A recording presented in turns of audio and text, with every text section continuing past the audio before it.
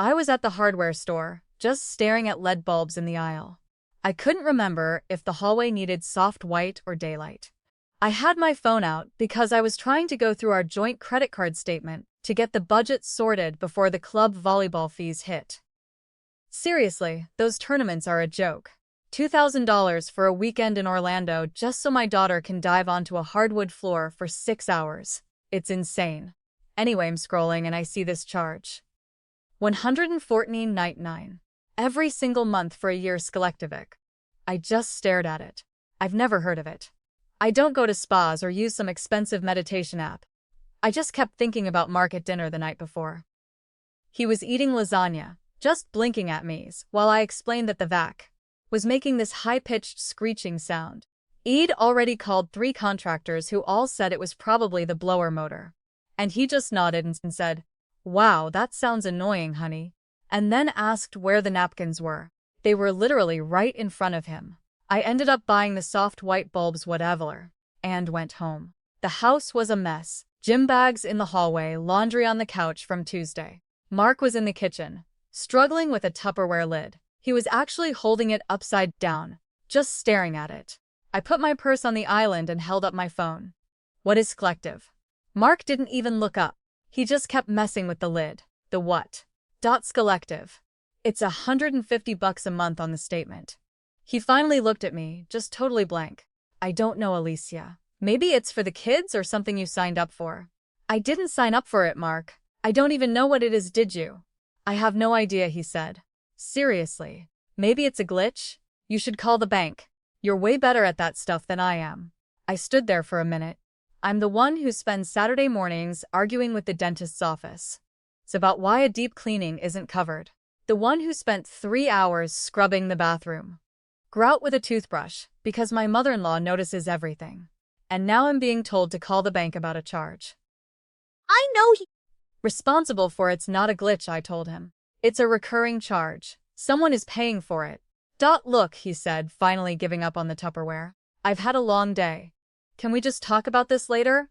I'm exhausted." He just walked out. I stayed there looking at that lid on the counter.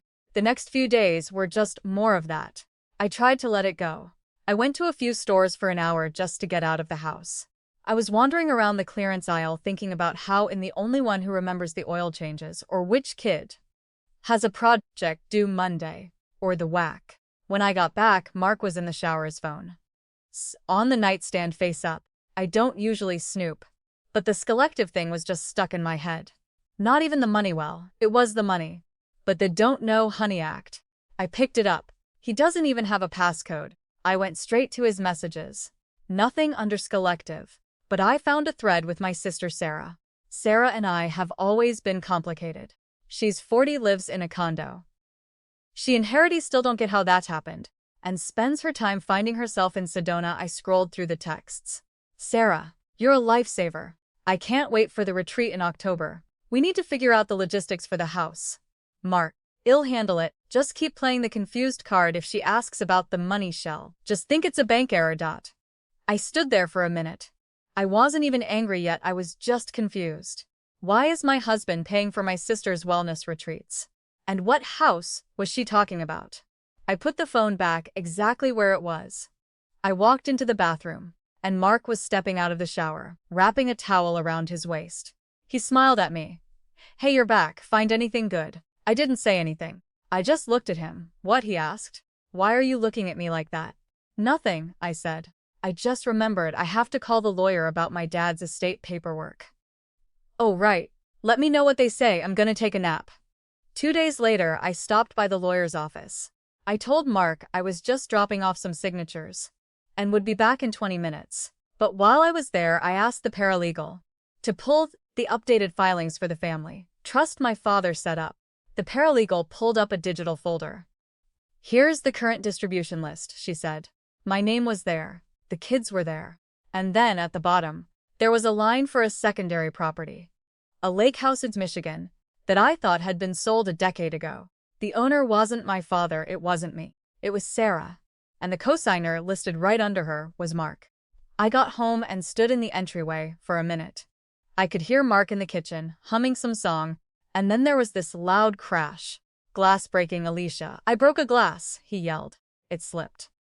I didn't answer.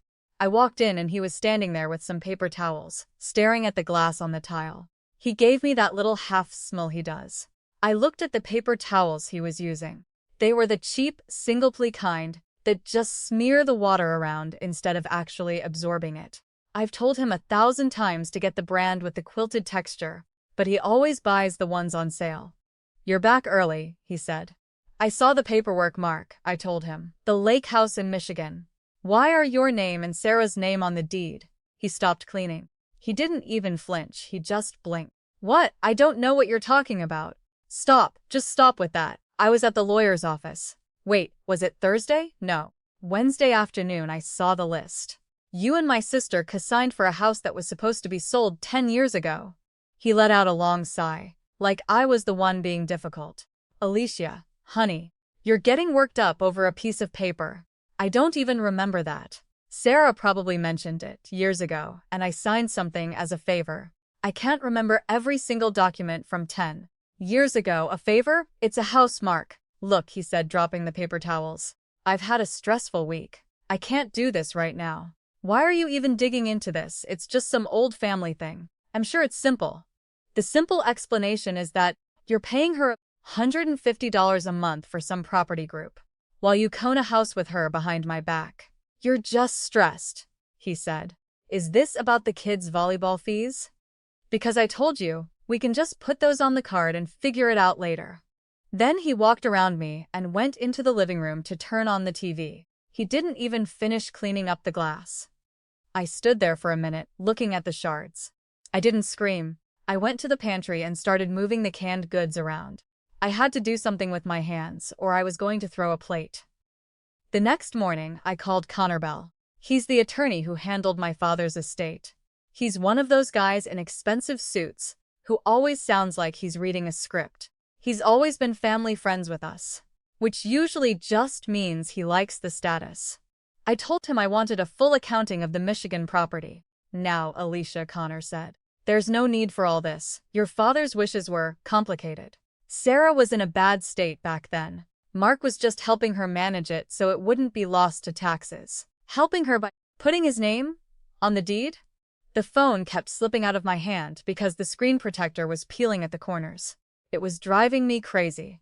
That little bubble of air that just wouldn't go away. I spent a second trying to press it flat with my thumb, but it just popped back up.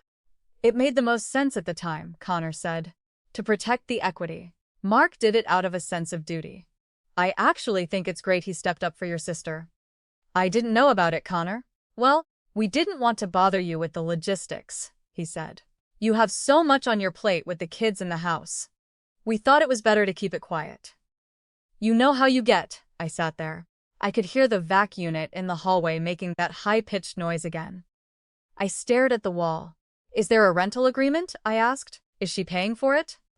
It's a private arrangement, Connor said, between Mark and Sarah. Look, don't get stuck on the details, Alicia. Trust that it was handled legally. Why don't you take the weekend to relax? Clear your head, and we'll talk Monday. I hung up on him without saying goodbye. The next few days were kind of a blur. I went through the motions. I spent 45 minutes on the phone with the dentist's office because they sent me a bill for $300 for something that should have been covered by insurance. Then I spent an hour in the garage trying to find the right batteries for the kids' tablets. Just the usual stuff. But while I was doing that, I started looking for the papers. I know where Mark keeps his files. He has a filing cabinet in the den he thinks is a secret, but the lock has been broken since 2019? No, 2020. He never fixed it. I waited until he took the kids to practice on Saturday. I went into the den and opened the drawer.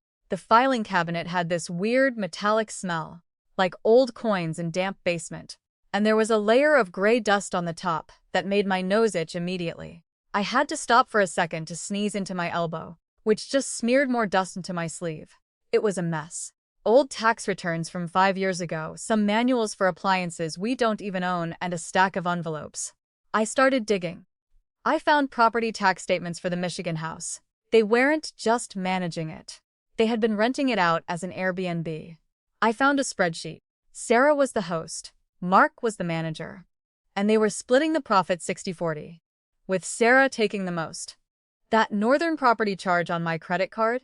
It wasn't a wellness retreat. It was software to track rentals. He was using our joint account to pay for software for a house. He and my sister were hiding from me. I sat on the floor with the papers around me and I felt nothing. I actually started laughing because it was so stupid. He thought I wouldn't notice $150 a month. Because I'm the one who handles the bills, he thought. Because I know where everything is. I just fix it for him. Then I found a key, a small brass key with a plastic tag that said Michigan. I held it in my hand. I thought about the way he looked at me when he broke that glass. The way he told me I was imagining things. The way Connor Bell told me to clear my head. The garage door opened. The kids were home, screaming and fighting over the gear bags. "Honey," Mark yelled from the mudroom. "Can you help me with the kids? I can't find the water bottles. I think they're in the pantry behind the cereal boxes." I didn't move. I looked at the key in my palm. I stood up, walked over to the filing cabinet, and pushed the drawer shut. I didn't lock it. I walked into the mudroom. Mark was standing there, holding a half-empty gym bag, looking lost. He looked at me and smiled. "Did you find the water bottles?" he asked. I didn't say anything. I just reached out and took the gym bag from his hand. "I'll do it," I said. I walked past him into the kitchen and started unloading the dishwasher. Mark just stood in the doorway, blinking at me. "Drove into the city on Tuesday. I had this stupid parking ticket from a few weeks back that I still hadn't paid because the website kept crashing every time I tried to upload my registration. Seriously, who designs a government portal in 2024? It's like they want you to fail." I figured I'd just handle it at the courthouse, since I was already out. But the ticket wasn't even what was on my mind. I had the folder from the filing cabinet on the passenger seat, and my head was just spinning. I didn't go back to Connor Bell. I went to see Jacob Smith instead. Jacob's the senior partner at the firm and the one who actually wrote the original trust my father set up 20 years ago. Connor is mostly just the guy who does the paperwork and looks good for the cameras. But Jacob knows everything. When Jacob finally called me in, he didn't even stand up. He just pointed to the chair. "Alicia, it's been a while. Connor mentioned you were asking about the Michigan property." I wasn't in the mood for small talk. I just opened the folder and slid the spreadsheet and tax statements across his desk. "I found these in Mark's den," I said. "He and Sarah are renting the house on Airbnb. They're splitting the profits and they're using our joint account to pay for the software." Jacob didn't even look at the papers at first. He just stared at me through these thick glasses. They were smudged, like he'd tried to clean them with a dirty tie. It was actually kind of distracting now. "Let's be reasonable," he said. "Mark was just acting as a steward. Your father always wanted the family to keep the property. Sarah was in a bad spot financially." "A bad spot?" I said. "She lives in a condo she didn't pay for and spends her weekends in Sedona." "This isn't stewardship, Jacob. This is a business." He finally looked down and skimmed the spreadsheet. He didn't look surprised or even concerned. He just sighed and leaned back. "I can see why this looks bad," he said. "But there was a codicil, an amendment to the trust. Mark and I handled it about 8 years ago. It gave Mark limited power over the Michigan asset to make sure it stayed viable." I felt a weird jolt in my chest. A codicil? I've never heard of a codicil." "It was handled privately to avoid family friction," Jacob said. He reached into a drawer, pulled out a blue folder, and slid a piece of paper toward me. It looked official. It had my father's signature and a notary stamp. I looked at the signature, and it looked exactly like my dad's. The loop in the L, the way the T was crossed. Wait, was it signed in blue ink? No, it was black. I actually felt nauseous. I had to lean back because the room felt like it was tilting. "Read it," Jacob said. "It basically said that if Sarah couldn't manage the property, Mark was the co-trustee with full authority to handle rentals and distributions." "I didn't know about this," I said. "We thought it was better this way," Jacob said. "You were so focused on the kids, the house. We didn't want to add more to your plate." I left the office feeling like I'd been hit by a car. My hands were shaking so hard. I could barely get the key in the ignition. I just sat there for 10 minutes staring at the dashboard. I wasn't even sad, I was just in total shock. Drove home in a daze. I stopped at Home Goods on the way, because I felt like I was going to explode if I didn't do something normal. I spent 20 minutes looking at throw pillows I didn't need. One of them was this hideous shade of mustard, yellow that I hated, but I kept touching the fabric because it felt like velvet. I bought some glass storage containers because the ones we had were all mismatched and the lids never sealed right. The house was quiet when I got back. Kids were at a friend's place. Mark was in the living room, lying on the couch with his phone in his face. I put the bags on the counter. "Hey," he said, not looking up. "Did you get those containers? The ones with the snap locks?" I didn't answer. I went straight to the den and pulled the folder out again. I took a photo of the codicil. Jacob showed me and compared it to some old letters. My dad had written me not an expert. But I spent 2 hours on the floor of my den zooming in on the photo. I looked at the codicil and then at a letter my dad wrote for my 35th birthday. The signature on the codicil was too perfect. The lines were too smooth. It didn't look like a pen on paper, it looked like a digital overlay. Like someone had scanned his signature and just pasted it on. A coldness just washed over me. It wasn't just a secret, it looked like a forgery. Mark and Jacob had faked a legal document to take a house and rental money from me. Am I crazy? Tell me if I'm overreacting. But this felt like a total setup. I stood up feeling lightheaded and walked into the living room. Mark was still on the couch. "I saw Jacob today," I said. Mark didn't move. "Oh yeah? What did he say?" "He showed me the codicil, the one where you're the cot trustee." He finally looked up and gave me that smile, the one that doesn't reach his eyes. "See, I told you it was just a family thing," Jacob explained it, "right? It's all legal, you can stop worrying now, Alicia, just let it go." It's a fake, Mark." He blinked. "What? The signature is a forgery." I compared it to Dad's letters. "You and Jacob faked the document." Mark didn't flinch. He didn't get angry. He just let out this long sigh and sat up. "Here we go again," he said. "You're doing that thing. Obsessing over tiny details until you make yourself crazy. It's a signature? Alicia, it's old ink fades. You're not a handwriting expert. I know my father's writing," I said. "Look," he said, standing up. "I can't do this right now. Alicia, my head is killing me. I think it's the stress of the kids' tournament count. Can we just have one night where we don't fight about a house in Michigan that we don't even visit?" "You're stealing." "From me," I said. "Stealing?" He laughed. It was a short, sharp sound. I'm managing an asset for the family. Sarah needed help. I helped. If you're so worried about the money, maybe we should look at how much you spend at Tamax and Homauds every time you're stressed. Maybe that's where the money is actually going. I just stared at him. He was trying to make me feel like I was the one with the problem. "I'm calling a different lawyer," I said. "Do whatever you want," he said, walking toward the kitchen. "But while you're at it, can you figure out why the dishwasher is leaking? There's a puddle by the baseboard, and I don't want the floor to warp." He didn't even look back. I went to the kitchen and looked at the dishwasher. There was a small puddle of soapy water on the hardwood. I knelt down and saw the seal was loose. It was a 5-minute fix, but I didn't do it. I just sat there on the floor, my knees soaking in the dirty dishwater, staring at the gap. Woke up at 5 a.m. the next morning. Mark was still snoring.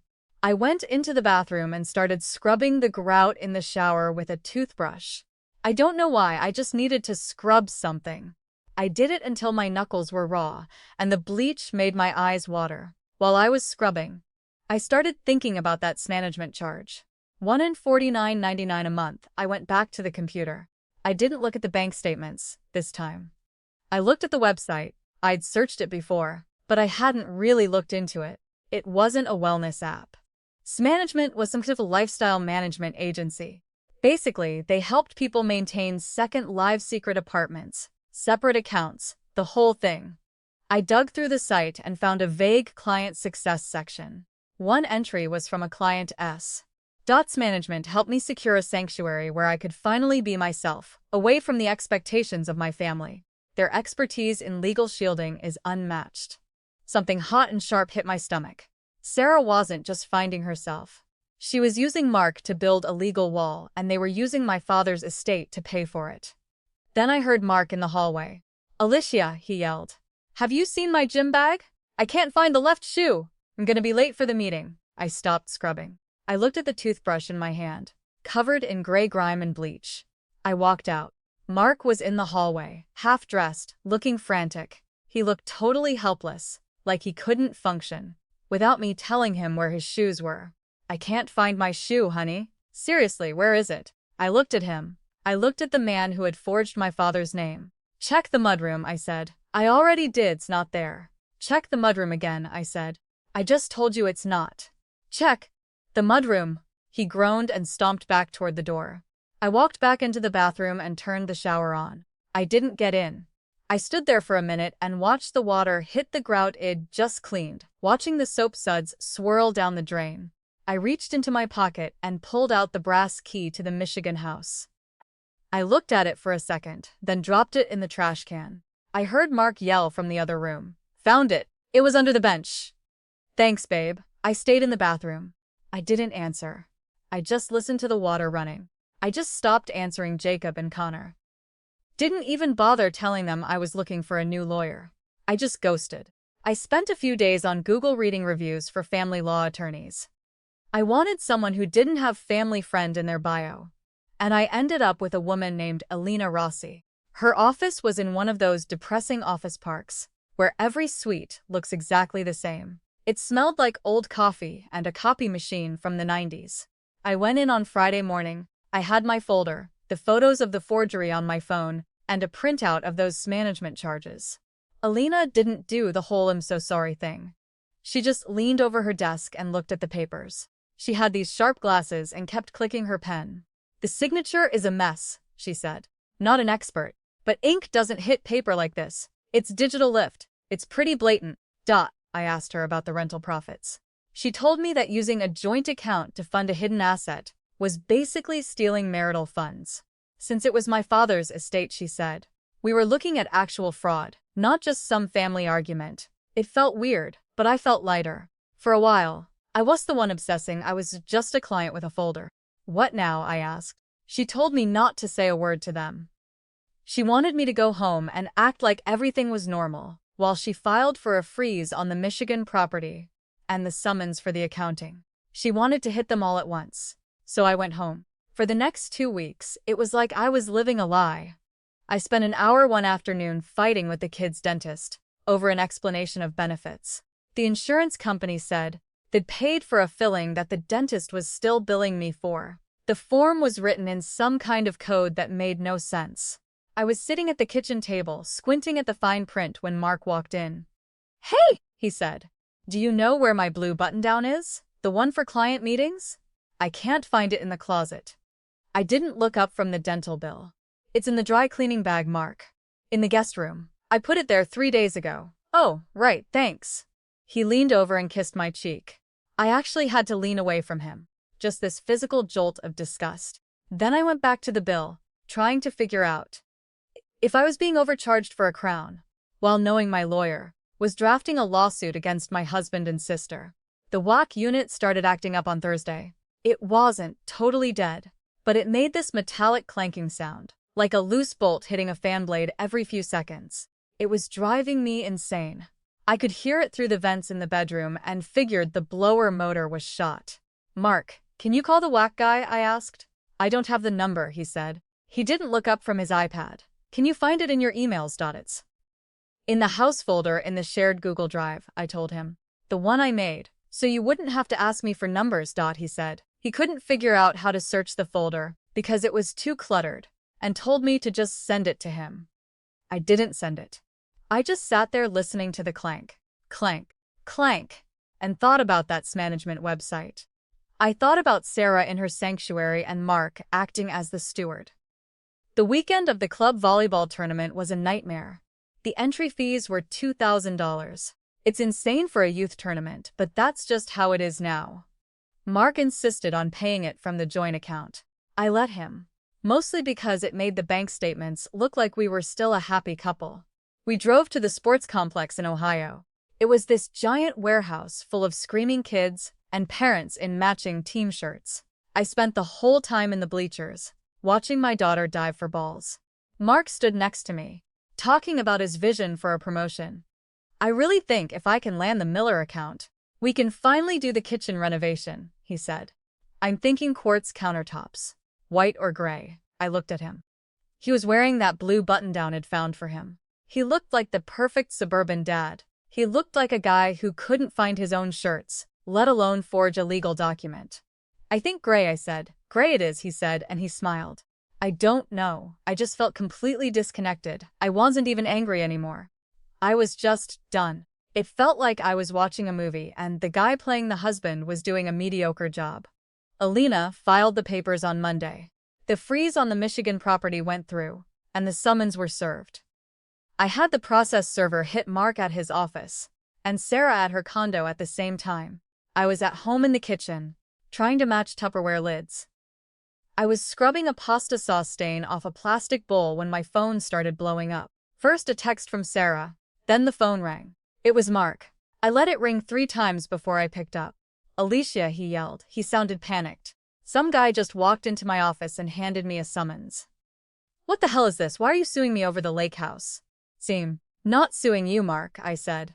My voice sounded flat. The estate is suing you.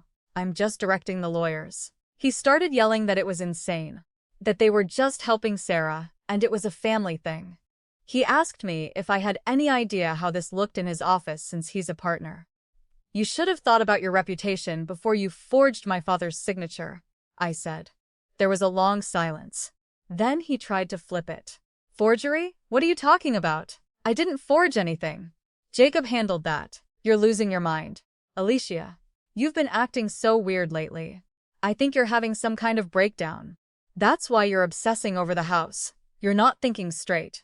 I have the forensic report, Mark, and the management invoices. I know about the sanctuary. I know about the 60-40 split. Stopped. The silence was different this time. He didn't have a response for that.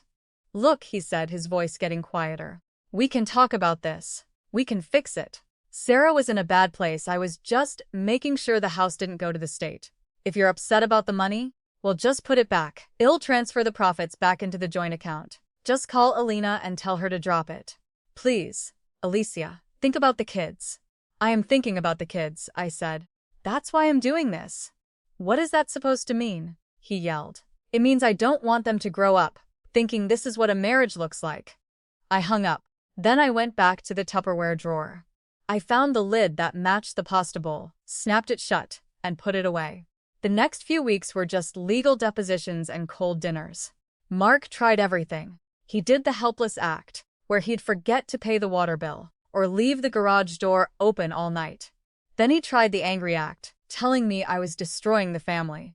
He even wanted to go to marriage counseling. I agreed to it, just so I could have a therapist on record, saying he was manipulative. Jacob and Connor were gone pretty quickly. Once Alina showed the evidence of the forgery, the State Bar Association got involved. Jacob didn't fight it. He just settled and stepped down from his firm. He never called to apologize. Sarah was the worst. She sent me these long, rambling emails about how betrayed she felt. She talked about her journey of healing, and how the lake house was the only place she felt spiritually aligned. She actually asked me for a loan to pay her legal fees. I blocked her on everything. The final meeting was just a few hours in Alina's office. No big blow-up.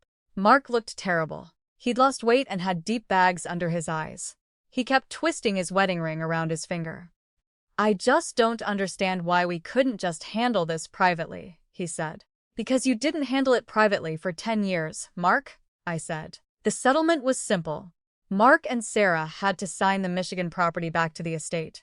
They had to pay back every cent of the rental profits, plus interest. In exchange, I didn't pursue criminal charges for the forgery. As for the marriage, I filed for divorce. The day I moved into my new place, a small 2-bedroom condo. That's actually Minnie spent the afternoon unpacking. I spent an hour just organizing the cabinets. I noticed a weird sound coming from the guest bathroom. I knelt down and saw the toilet was leaking slightly from the base. I just got the wrench, tightened the bolt, and wiped the floor dry. I sat on the floor of the bathroom for a minute, leaning against the wall, and just breathed. The house was quiet, no clanking whack. No one asking me where their shoes were. No one telling me I was overreacting. I checked my phone and saw a notification from the dentist. They'd finally processed the insurance claim. The balance was 0. I deleted the app and put the phone face down on the tile. A few days later, Mark sent me a text. The kids are asking why you don't have the good blender.